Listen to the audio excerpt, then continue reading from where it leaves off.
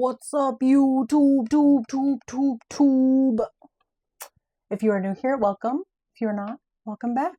Today, I will be talking about essential products for beginners. I thought we'd start from step one.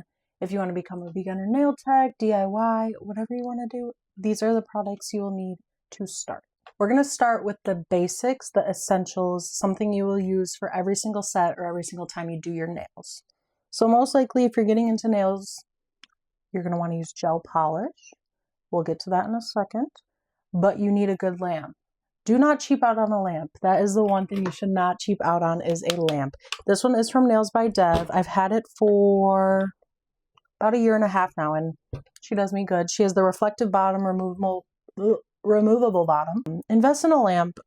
Before this, I just bought the cheap ones on Amazon, and I've been through like 3 or 4.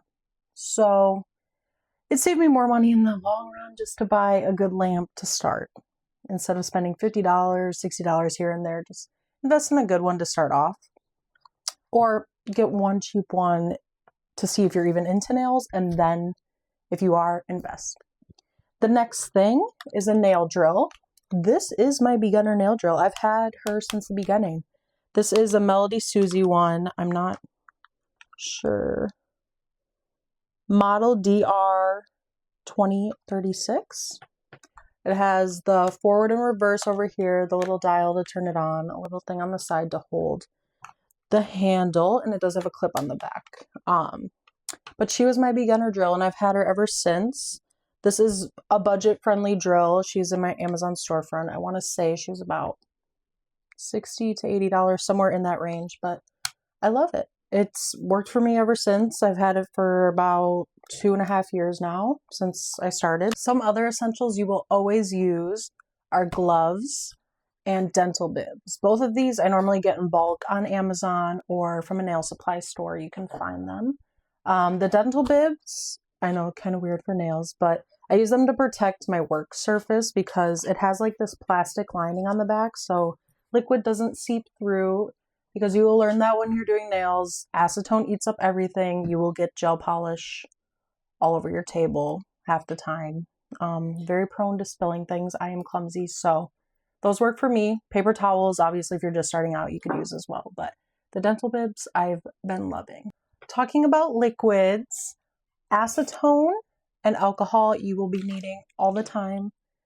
Buy it in bulk if you can. They have the gallons. I'm clearly running low on both, you can see here, so we need to repurchase some. But you go through it. So buy it in bulk if you can, or just buy like the little bottles until you know you really want to do nails. I have acetone in this type of bottle, and I have it in a pump bottle. I use them for different things. This I'll use if my gel polish was like cured onto my palette at all. I'll put that on there just to get it off easier. And then same with alcohol. I normally have it in both of these. This one's empty right now. We're running real low. But same thing. I have this to like fill up my little dampened dishes, and then this one just to wipe stuff off. Alcohol and acetone are definitely like the #1 things I'm always going through super duper fast. To get your nails to stay on, you definitely want to get some primer and dehydrator. I originally got this Mia Secret one in a 2-pack with the primer, and this is the dehydrator. They're both very good. I love that combo together. I just ran out of the other one. And then I always use the Protein Bond from Young Nails. And this isn't for all nail techs, but me, I am a gel-based nail tech, specializing Gel X. I do have a flash cure light. If you have like your finger under there, it'll turn on and off. And then I do also have like a little handheld one that I can click. This one I normally use when I'm doing my own nails. The other one I use on people. But like I said, if you're like a Gel X nail tech, that's definitely an essential. Then if you are interested in like nail art or doing designs on nails, nail art brushes are definitely an essential for that. I have 3 different kinds here. I have one from Nails by Dev. This one is from Temu, and it's like one of my favorites for French. And then this one is from Ball Pit. This one I love because they have the brush on this side. This is kind of how all her brushes are. The brush on that side, and then a cleanup brush on the other side. So that's super nice because you don't have to keep switching in between brushes. So I definitely love that. This one is the Little Miss 9mm brush. So it's a shorter brush, kind of shorter, not too short, but I love that one. Just for general like painting stuff on nails. The one from Nails by Dev that I really like is the Hella Cute Liner. This one I love doing outlines with, like if I'm outlining in black. I love that brush because it is so thin. And then the one from Temu, it's literally like the cheapest feeling packaging, but this brush in particular, I don't know why, like it does me good every single time it's French. But then if you're trying to get into like really detailed nail art, this one is the Detailer from Nails by Dev. So tiny. They make them so small. Definitely look up a bunch of brushes. This obviously shows you don't have to buy expensive brushes because one of my favorite brushes ever is from Temu, and it came in like a 6-pack. So if you're just starting out, you don't need to spend a lot of money on brushes. But if eventually you want to treat yourself, take a step up and get newer, nicer ones, you definitely could do that. But in the beginning, I remember ruining so many brushes that I'm glad I bought the cheap ones, because if I was paying $50 per brush and ruining it, I would have been very, very upset. Okay, let's talk about top coats really quick.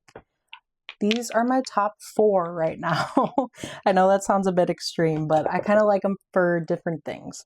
So the Nails by Dev matte top coat, it is a wipe matte top coat, so you do have to wipe it after you cure it, but it is the best. It's the only matte top coat that has stayed matte for me after multiple weeks of wearing the nails. So the fact that it's wiped, it doesn't really bug me at all. You just gotta make sure you wipe really good afterwards. And I do like to apply this like before I'm doing very detailed line work. I just feel like it makes it a very smooth canvas to do the black line work with. So yes, this one is definitely my favorite for if you want to keep your nails matte, if you want to do the line work, this one is my go-to. Another matte top coat I have is this one. I'm not even going to try to say the brand because I have no idea how to say it. But this one is also a matte top coat. I use it for putting on before I do isolated chrome because the chrome powder just like flies off when this is underneath. So that's the main use for this one. I don't use this as like a matte top coat if I want to leave my nails matte. I use this for chrome.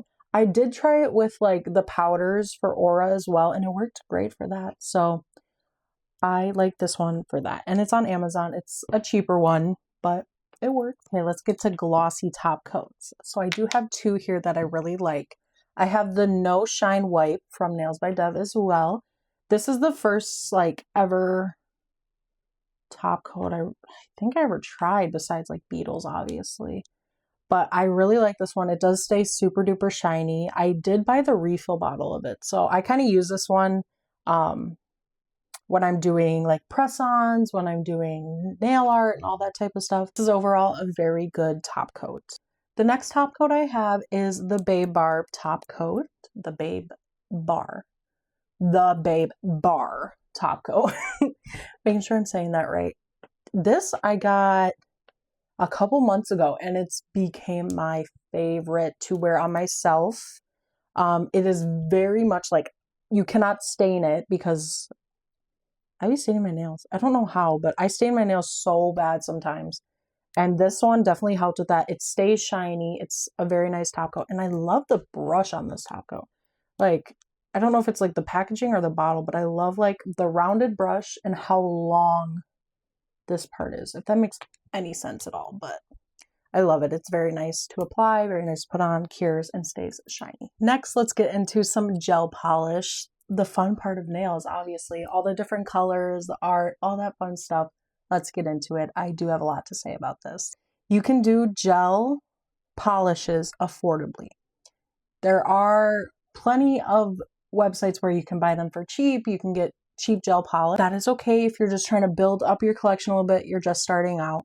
But later on, I definitely recommend investing in nicer polish. It doesn't have to be the most expensive, but do research, see what brands you like, maybe try 1 or 2 colors from each brand and see what formulas, brush, packaging, like see what you like. For me personally, starting out with D&D, I know there's a lot of controversy around D&D, but starting out with D&D, I think is completely fine.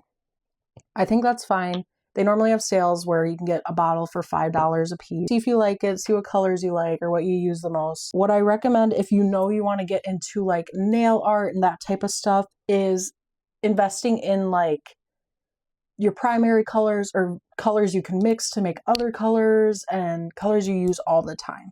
Starting off with that black and white, I don't think you should buy cheap ever. I think you should start off buying a nice black and white because you're going to be doing outlines with black, you're going to be doing most of your art in black, white Frenchies, black Frenchies, like you're going to use black and white.